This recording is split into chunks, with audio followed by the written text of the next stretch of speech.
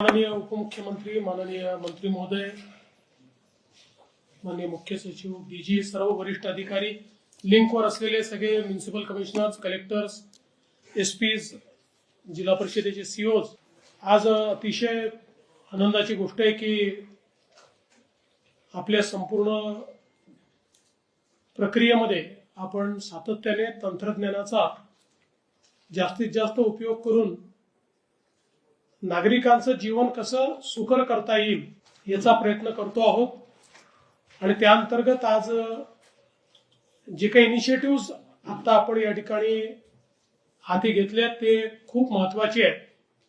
विशेषतः महासारथी हा जो काही आपला एक संपूर्ण डेटाबेस तयार झालेला आहे, डेटा पूल तयार झालेला आहे, हा मला असं वाटतं की आपल्या केवळ योजनांच्या लोकांपर्यंत त्या पोहोचवण्याकरता त्याचा फायदा नाही, तर भविष्यातल्या आपल्या योजना डिझाईन करण्याकरता आणि त्या टार्गेटेड पद्धतीने राबवण्याकरता देखील प्रचंड मोठा फायदा याचा आपल्याला होईल। यामुळे आपल्याला डिडुप्लिकेशन करता येईल, यामुळे आपल्याला योजनांमध्ये लोकांचा जो काही कोणी जर गैरफायदा घेतला असेल तर तेही पकडता येईल। आणि सगळ्यात महत्त्वाचं की नागरिकांना सुकरतेनं, सुलभतेनं, कुठल्याही लालफितशाहीला समोर न जाता अशा प्रकारच्या योजना या प्राप्त करून घेता येतील। मी समग्रचं देखील अभिनंदन करतो की जीपीआर जे काही तयार होत आहे त्याच्यामध्ये आपण थॉटफुली लोकांना जे खूप वेगवेगळ्या फील्ड्सची माहिती भरावी लागते, फील्ड्सही कमी होत आहेत आणि हळूहळू आपल्या डेटा पूलमध्ये जी माहिती आहे ती माहिती फेच झाल्यामुळे कमीत कमी फील्ड्समध्ये लोकांना अप्लाय करता येईल। आणि आता जसं सीएसनी अतिशय चांगली सूचना दिली की पुढे एजंटिक एआयचा आपण उपयोग केल्यानंतर तर ते अधिक सोपं आपल्याकरता होईल। आणि म्हणून मला असं वाटतं की खूप चांगली ही व्यवस्था या ठिकाणी केल्याबद्दल आपला जो आयटी विभाग आहे त्या विभागाचं मी अतिशय मनापासून अभिनंदन करतो। महाडीबीटी 2.0 हे देखील अत्यंत महत्वाची आपलं पोर्टल तयार झालंय। आपण डीबीटी पोर्टल तयार केल्यानंतर 100% योजना त्याच्यावर आणू शकलो नव्हतो आणि त्याचा जीपीआर देखील आपण नव्याने तयार करू शकलो नव्हतो। आता महाडीबीटी 2.0 च्या निमित्ताने सगळ्या योजना आपल्या आता डीबीटीवर आणता येतील। आणि जसं सीएस साहेबांनी सांगितलं की सगळ्यांनी त्या लवकरात लवकर आणाव्या, अन्यथा जो काही आपला महाडीबीटी 1.2 आहे तो त्याच्यावरनं योजना काढून टाकण्यात येतील, त्याची अवेलेबिलिटी असणार नाही। त्यामुळे तुम्हाला शिव्या खाव्या लागतील आणि मलाही शिव्या खाव्या लागतील, म्हणजे जे डिपार्टमेंट त्या ठिकाणी डीबीटी 2.0 वर येणार नाही। पण आपल्या इथे कट ऑफ डेट दिल्याशिवाय लोक कार्य पूर्ण करत नाही, त्यामुळे ही अतिशय चांगली सूचना आहे। मला असं वाटतं की मागच्या काळात आपण बघितलं डीबीटी पोर्टलवर गेल्यानंतर काही योजनांमध्ये तर खूप मोठ्या प्रमाणात बचत झाली। विशेषतः पूर्वीच्या काळामध्ये मला आठवतं 13-14 साली आपल्याकडे स्कॉलरशिपचे खूप घोटाळे झाले होते आणि त्यानंतरच आपण डीबीटी पोर्टल तयार केलं होतं आणि खूप मोठ्या प्रमाणात स्कॉलरशिपमध्ये आपले पैसे देखील वाचले।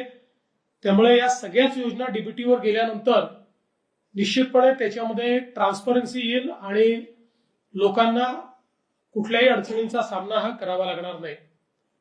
आपले सरकार सेवा केंद्रांचं स्टँडर्डायझेशन हे देखील अत्यंत महत्वाचं आहे, कारण आपल्या सरकारचा चेहरा हे आपले आस केंद्र आहेत आणि सामान्य माणसाला हे केंद्र जिव्हाळ्याचे वाटतात, कारण आपण कितीही त्याला सगळ्या व्यवस्था उभ्या करून दिल्या तरी देखील कोणीतरी मदत करावी अशी अपेक्षा असते। आणि म्हणून हे केंद्र त्याच्या मदतीची केंद्र आहेत।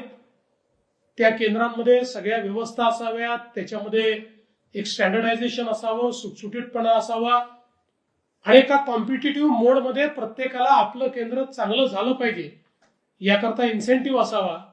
म्हणून ही देखील एक अतिशय चांगली व्यवस्था आपण केली आहे। त्यासोबत डिजिटल लाईफ सर्टिफिकेट हाही एक महत्वाचा विषय आपण आज हातामध्ये घेतलेला आहे, कारण मी जिवंत आहे हे सांगण्याकरता चक्रा मारावं लागणं हे म्हणजे एक प्रकारची आपल्या सगळ्या व्यवस्थेची थट्टा आहे ती. आणि म्हणून आता या व्यवस्थेमुळे मी जिवंत आहे सांगणं फार सोपं झालेलं आहे आणि घरबसल्या आपण जिवंत असल्याचा दाखला आपल्याला प्राप्त करता येणार आहे. त्यामुळे जे आपले पेन्शनर्स आहेत किंवा आपल्या विविध योजनांचे लाभार्थी आहेत त्यांना याचा फायदा होणार आहे. सगळ्यात महत्वाचा विषय आज जो महा AI हे जे आपण तयार केलेलं आहे, कारण आपण सातत्याने AI मधली सॉव्हरेन मॉडेल्स यूज केली पाहिजेत अशा प्रकारचा आग्रह करतोय. आपल्याकडे सगळ्यात जास्त डेटा जनरेट करणारे कन्झ्युम करणारे आपण आहोत. अशा परिस्थितीमध्ये आपण जेव्हा म्हणतो की सगळा डेटा आहे तो एक प्रकारे आता म्हणजे सोनं आणि डेटा यात फरक राहिलेला आहे. It is a new gold, it is new oil असं आपण म्हणतो. अशा सगळ्या परिस्थितीमध्ये आपल्या मॉडेल्सचा उपयोग करूनच आपण आपला जो डेटा आहे तो वापरला पाहिजे आणि त्या डेटावर आपलेच मॉडेल ट्रेन होत राहिले तर पलीकडच्या काळामध्ये मला असं वाटतं की AI मुळे जे धोके तयार झालेले आहेत त्या धोक्यातनं आपल्याला निश्चितपणे सुटका मिळू शकेल. आणि मी आपल्या IT विभागाचं आणि NICचं अतिशय मनापासून अभिनंदन करेन की त्यांनी खूप थॉटफुली 3-4 जे काही मॉडेल्स आहेत त्याला एकत्रित करून आणि त्या माध्यमातून एक अतिशय चांगलं हे AI मॉडेल तयार केलेलं आहे की ज्याचा उपयोग आपल्याला आपली एफिशियन्सी वाढवण्याकरता आणि एकूणच आपल्या सर्व व्यवस्था ज्या आहेत त्या व्यवस्था गतिमान करण्याकरता करता येईल.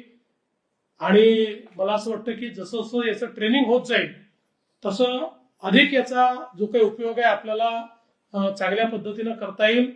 त्यातनं आपल्या प्रशासनामध्ये गतिमानता, पारदर्शिता ही देखील आपल्याला आणता येईल आणि अधिक लोकाभिमुखता ही आपण आपल्या सगळ्या प्रशासनात आणू शकू.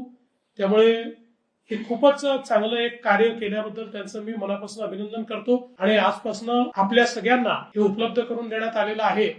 त्यामुळे सर्वांनी आता याचा उपयोग जर सुरू केला तर जेवढा जास्त उपयोग होईल तेवढं त्याचं ट्रेनिंग अधिक होईल. त्यामुळे मला वाटतं की आपण सगळ्यांनी आता आपण उपयोग करतोच आहोत. वेगवेगळ्या कोणी क्लाउडचा करताय, अजून कोणी ChatGPTचा करताय, कोणी अजून जेमिनायचा करताय. तर आता आपल्या मॉडेलचा उपयोग हा आपण करूया. मी देखील प्रयत्न करीन याचाच उपयोग करण्याचा, जेणेकरून मलाही थोडं त्यातनं सगळ्या गोष्टी शिकता येतील. मी पण 3-4 गोष्टींचा उपयोग करतो, पण मला असं वाटतं की आपण तयार केलेलं जे आपलं मॉडेल आहे त्याचा उपयोग हा अधिक आपल्या सर्वांच्या कामाचा आहे. आणि म्हणून ही सुरुवात मला असं वाटतं देशामध्ये महाराष्ट्राने एक चांगली सुरुवात केली त्याबद्दल मी सर्वांचं अतिशय मनापासून अभिनंदन करतो. आणि हे सगळेच जे आज आपण कार्यक्रम हातामध्ये घेतले आहेत हे आपल्याला टेक्नॉलॉजिकली 1 स्टेप अहेड तर नेतातच आहेत, पण प्रशासनामध्ये लोकाभिमुखता आणण्याकरता, पारदर्शिता आणण्याकरता आणि गतिशीलता आणण्याकरता अत्यंत महत्वाचे अशा प्रकारचे हे सगळे आज कार्यक्रम आपण हातात घेतले आहेत. म्हणून मी सगळ्या टीमचं मनापासून अभिनंदन करतो आणि आपण सर्वांनी याचा वापर सुरू करावा अशा प्रकारची विनंती करून माझं बोलणं संपवतो. धन्यवाद.